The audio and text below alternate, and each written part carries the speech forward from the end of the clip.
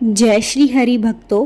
एकादशी व्रत हिंदुओं में सबसे अधिक प्रचलित व्रत माना जाता है। वर्ष में 24 एकादशियां आती हैं, किंतु इन सब एकादशियों में ज्येष्ठ शुक्ल पक्ष की एकादशी सबसे बढ़कर फल देने वाली समझी जाती है, क्योंकि इस एक एकादशी का व्रत रखने से साल भर की एकादशियों के व्रत का फल प्राप्त हो जाता है। निर्जला एकादशी का व्रत अत्यंत संयम साध्य है। इस युग में यह व्रत संपूर्ण सुख भोग और अंत में मोक्ष कहा गया है। कृष्ण पक्ष और शुक्ल पक्ष दोनों पक्षों की एकादशियों में अन्न खाना वर्जित है। प्यारे भक्तों, आज हम सुनेंगे इसी पावन एकादशी की पुण्यदायी कथा। कहा जाता है कि इस कथा को अंत तक सुनने से भगवान विष्णु आपकी हर काम में सहायता करते हैं, इसलिए आप भी इस कथा को अंत तक सुनेगा। और यदि आप श्री विष्णु जी के भक्त हैं तो कमेंट में लिखे जय श्री हरि विष्णु। निर्जला एकादशी व्रत कथा के अनुसार निर्जला एकादशी व्रत का पौराणिक महत्व और व्याख्यान भी कम रोचक नहीं है। जब सर्वज्ञ वेदव्यास ने पांडवों को चारों पुरुषार्थ धर्म, अर्थ, काम और मोक्ष देने वाली एकादशी व्रत का संकल्प कराया था, तब युधिष्ठिर ने कहा, जनार्दन, ज्येष्ठ मास के शुक्ल पक्ष में जो एकादशी पड़ती हो, कृपया उसका वर्णन कीजिए। भगवान श्री कृष्ण ने कहा, हे राजन, इसका वर्णन परम धर्मात्मा सत्यवती नंदन व्यास जी करेंगे, क्योंकि ये संपूर्ण शास्त्रों के तत्वज्ञ और वेदांगों से पारंगत विद्वान हैं। तब वेदव्यास जी कहने लगे, कृष्ण पक्ष और शुक्ल पक्ष दोनों पक्षों की एकादशियों में अन्न खाना वर्जित है। द्वादशी के दिन स्नान करके पवित्र हो और फिर फूलों से भगवान केशव की पूजा करे। फिर नित्य कर्म समाप्त होने के पश्चात पहले ब्राह्मणों को भोजन देकर अंत में स्वयं भोजन करे। यह सुनकर भीमसेन बोले, परम बुद्धिमान पितामह, मेरी उत्तम बात सुनिए। राजा युधिष्ठिर, माता कुंती, द्रौपदी, अर्जुन, नकुल और सहदेव ये एकादशी को कभी भोजन नहीं करते तथा मुझसे भी हमेशा यही कहते हैं कि भीमसेन एकादशी को तुम भी ना खाया करो, परंतु मैं उन लोगों से यही कहता हूँ कि मुझसे भूख सही नहीं जाएगी। भीमसेन की बात सुनकर व्यास जी ने कहा, यदि तुम नरक को दूषित समझते हो और तुम्हें स्वर्गलोक की प्राप्ति अभिष्ट है और तो दोनों पक्षों की एकादशियों के दिन भोजन नहीं करना चाहिए। भीमसेन बोले, महाबुद्धिमान पितामह, मैं आपके सामने सच कहता हूँ, मुझसे एक बार भोजन करके भी व्रत नहीं किया जा सकता, तो फिर उपवास करके मैं कैसे रह सकता हूँ। मेरे उदर में वर्क नाम की अग्नि सदा प्रज्वलित रहती है, अतः जब मैं बहुत अधिक खाता हूँ तभी यह शांत होती है। इसलिए महामुनि, मैं पूरे वर्ष भर में केवल एक ही उपवास कर सकता हूँ, जिससे स्वर्ग की प्राप्ति सुलभ हो तथा जिसके करने से मैं कल्याण का भागी हो सकूं। ऐसा कोई एक व्रत निश्चय करके बताइए, मैं उसका यथोचित रूप से पालन करूंगा। व्यास जी ने कहा, भीम, ज्येष्ठ मास में सूर्य वृष राशि पर हो या मिथुन राशि पर शुक्ल पक्ष में जो एकादशी हो, उसका यत्न पूर्वक निर्जल व्रत रखो। केवल कुल्ला या आचमन करने के लिए मुख में जल डाल सकते हो, उसको छोड़कर किसी प्रकार का जल विद्वान पुरुष मुख में ना डाले, अन्यथा व्रत भंग हो जाता है। एकादशी को सूर्योदय से लेकर दूसरे दिन के सूर्योदय तक मनुष्य जल का त्याग करे तो यह व्रत पूर्ण होता है। तदनंतर द्वादशी को प्रभात काल में स्नान करके ब्राह्मणों को विधि पूर्वक जल और स्वर्ण का दान करके इस प्रकार सब कार्य पूरा करके जितेंद्रिय पुरुष ब्राह्मणों के साथ भोजन करते हैं। वर्ष भर में जितनी एकादशियां होती हैं उन सबका फल निर्जला एकादशी के पालन मात्र से मनुष्य प्राप्त कर लेता है। इनमें तनिक भी कोई संदेह नहीं है। शंख, चक्र और गदा धारण करने वाले भगवान केशव ने मुझसे कहा था कि यदि मानव सबको छोड़कर एकमात्र मेरी शरण में आ जाए और एकादशी को निराहार रहे तो वह सब पापों से छूट जाता है।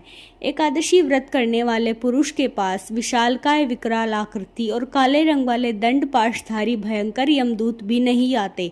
अंत काल में पीतांबरधारी सौम्य स्वभाव वाले, हाथ में सुदर्शन धारण करने वाले और मन के समान वेगशाली विष्णु दूत आखिर इस वैष्णव पुरुष को भगवान विष्णु के धाम में ले जाते हैं।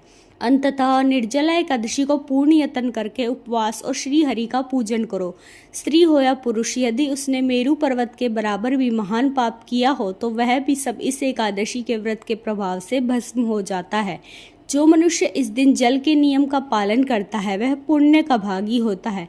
उसे एक एक पहर में कोटि कोटि स्वर्ण मुद्रा दान करने का फल प्राप्त होता है। मनुष्य निर्जला एकादशी के दिन स्नान, दान, जप, होम आदि जो भी कर सकता है वह सब अक्षय होता है। यह भगवान श्री कृष्ण का कथन है। निर्जला एकादशी को विधि पूर्वक उत्तम रीति से उपवास करके मनुष्य वैष्णव पद को प्राप्त कर सकता है। जो मनुष्य एकादशी के दिन अन्न खाता है वह पाप का भोजन करता है। इस लोक में वह चांडाल के समान है और मरने पर दुर्गति को प्राप्त करता है। जो ज्येष्ठ के शुक्ल पक्ष में एकादशी का उपवास करके दान करेंगे वे परम पद को प्राप्त होंगे। जिन्होंने एकादशी को उपवास किया है वे ब्रह्म हत्यारे, शराबी, चोर तथा गुरुद्रोही होने पर भी सब पातकों से मुक्त हो जाते हैं। कुंती नंदन, निर्जला एकादशी के दिन श्रद्धालु स्त्री पुरुषों के लिए जो विशेष दान और कर्तव्य विहित है उन्हें सुनो। उस दिन जल में शयन करने वाले भगवान विष्णु का पूजन और जलमयी धेनु का दान करना चाहिए अथवा प्रत्यक्ष धेनु या धृतमयी धेनु का ध्यान करना चाहिए। पर्याप्त दक्षिणा और भांति भांति के मिष्ठानों द्वारा यत्न पूर्वक ब्राह्मणों को संतुष्ट करना चाहिए। ऐसा करने से ब्राह्मण अवश्य संतुष्ट होते हैं और उनके संतुष्ट होने पर श्री हरि मोक्ष प्रदान करते हैं। जिन्होंने श्रम दान और दान में प्रवृत्त हो श्री हरि की पूजा और रात्रि में जागरण करते हुए इस निर्जला एकादशी का व्रत किया है उन्होंने अपने साथ ही बीती हुई 100 पीढ़ियों को और आने वाली 100 पीढ़ियों को भगवान वासुदेव के परम धाम में पहुंचा दिया है। निर्जला एकादशी के दिन अन्न, वस्त्र, गो, जल, शय्या, सुंदर आसन, कमुंडल तथा छाता दान करना चाहिए। जो श्रेष्ठ तथा सुपात्र ब्राह्मण को जूता दान करता है वह सोने के विमान पर बैठकर स्वर्ग लोक में प्रतिष्ठित होता है। जो इस एकादशी की महिमा को भक्ति पूर्वक सुनता अथवा उसका वर्णन करता है वह स्वर्ग लोक में जाता है। चतुर्दशी युक्त अमावस्या को सूर्य ग्रहण के समय श्राद्ध करके मनुष्य जिस फल को प्राप्त करता है वही फल इसके स्वर्ण से प्राप्त होता है।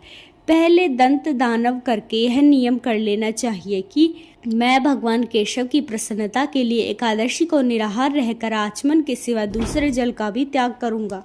द्वादशी को देवेश्वर भगवान विष्णु का पूजन करना चाहिए। गंध, धूप, पुष्प और सुंदर वस्त्र से विधि पूर्वक पूजन करके जल के घड़े के दान का संकल्प करते हुए निम्नांकित मंत्र का उच्चारण करें। संसार सागर से तारने वाले हे देव ऋषिकेश, इस जल के घड़े का दान करने से आप मुझे परम गति की प्राप्ति कराइए। भीमसेन, ज्येष्ठ मास में शुक्ल पक्ष की जो एक शुभ एकादशी होती है उसका निर्जल व्रत करना चाहिए। उस दिन श्रेष्ठ ब्राह्मणों को शक्कर के साथ जल के घड़े का दान करना चाहिए। ऐसा करने से मनुष्य भगवान विष्णु के समीप पहुंचकर आनंद का अनुभव करता है। तत्पश्चात द्वादशी को ब्राह्मण भोजन कराने के बाद स्वयं भोजन करे। जो इस प्रकार पूर्ण रूप से निर्जला एकादशी का व्रत करता है वह सब पापों से मुक्त हो जाता है और आनंद पद को प्राप्त करता है। यह सुनकर भीमसेन ने भी इस शुभ एकादशी का व्रत आरंभ कर दिया। तब से यह लोक में पांडव द्वादशी के नाम से भी विख्यात हुई। ज्येष्ठ शुक्ल पक्ष एकादशी के दिन ही भगवान श्री कृष्ण ने देवी रुक्मणी का हरण किया था। अतः यह एकादशी रुक्मणी हरण एकादशी के नाम से भी जानी जाती है। तो प्यारे भक्तों, यह थी निर्जला एकादशी की व्रत कथा। आपको यह व्रत कथा कैसी लगी हमें कमेंट करके ज़रूर बताएं और हमारे चैनल को सब्सक्राइब कर ले। तब तक के लिए धन्यवाद।